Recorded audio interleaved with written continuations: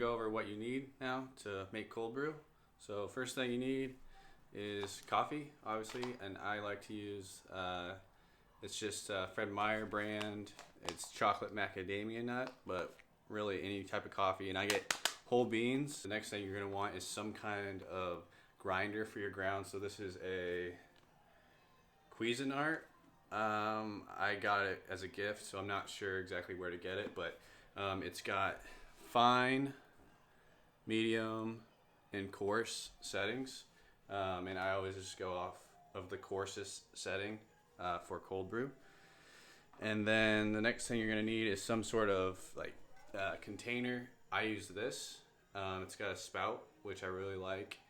It's got room for you to kind of mark it. I put cold brew on there back in the day. I've used this many times, and it holds the right amount for me for about a week. Last couple of things you're going to need is a cheesecloth and a string. So, and these, these are just, I got everything here at Fred Meyer except for the grinder. I don't know where I got that from. So the first thing that you're going to want to do is grind, obviously, the coffee. I'm sitting on the floor right now doing this in the side room because my roommate's watching a movie, so I don't want to interrupt. So there it is. And then you just kind of like that. So again, we've got it set all the way, this little dial here, all the way to coarse, all the way. I'm just gonna hit this.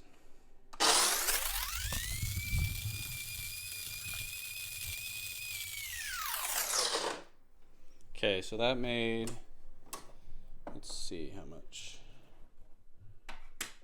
This thing is filled about to here with grounds, and I usually do 2 of those. So I'm just gonna guess and say you need like 2.5 to 3 cups for a week's worth.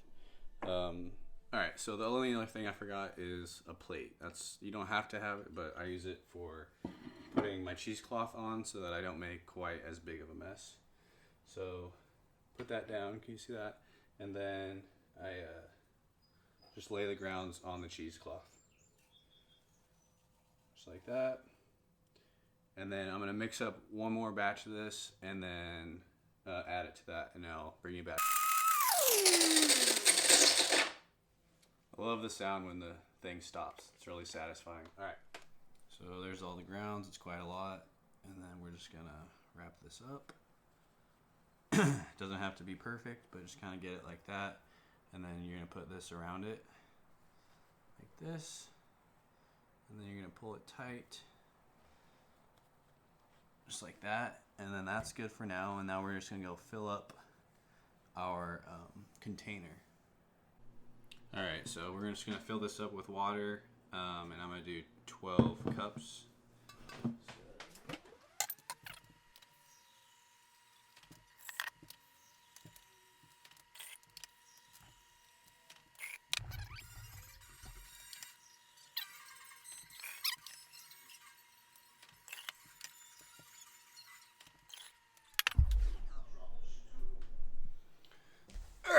So we got our water, we got everything set up. Last thing to do is put it in here. So it's easy to get it in, that's what she said, but it's kind of hard to get it out after this is all wet. So make sure that you have a container with a big enough hole so that way you can get it out. This is like a kind of a tight squeeze on the way out. Again, the way in is easy, but when it's all filled with water and compact, think of it as like dirt. It just can be a little tough to get it out. So just have patience and you'll be able to get it out. But that is something to note. So let's get it in there. And then I like to hold it down because it wants to float. So I hold it down a little bit. Obviously germs.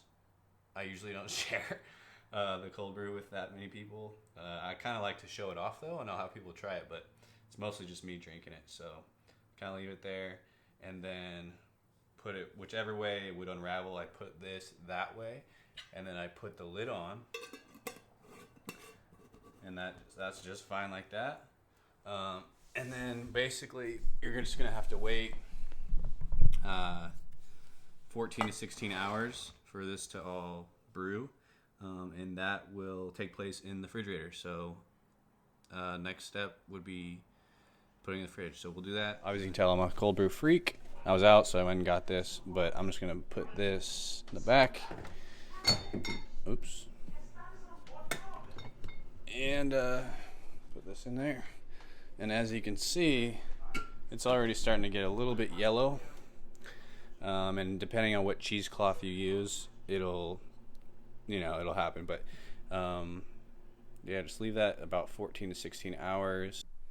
All right, so that's pretty much it. And then when you're done, you just take it out and get the grounds out, pull it out, throw the grounds away, and then just rinse off the cheesecloth in the sink. So morning now, I'm gonna go ahead and get this cold brew.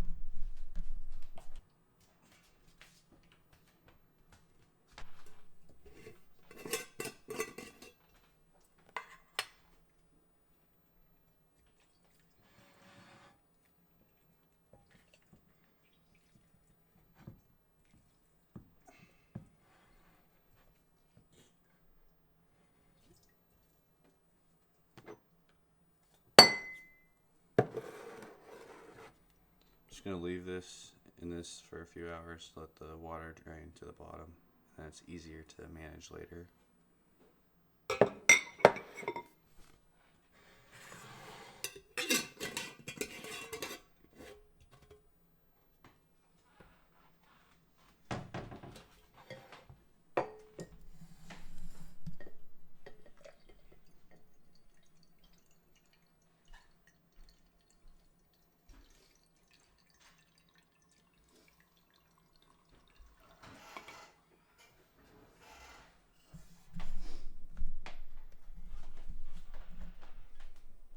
And cheers.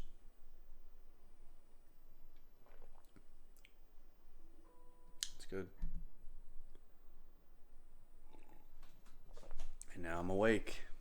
I go to the gym a lot, and I like really strong coffee, and I drink coffee every single day, and I feel better when I do. But if you don't, I would say don't use as much grounds, or don't leave it in the fridge as long. So again, I do 14 to 16 hours, and I usually do it around like 4 to 6 the day before, and then I wake up early and take out the grounds. But it's going to be very strong, and if you're not used to that, like, don't do that.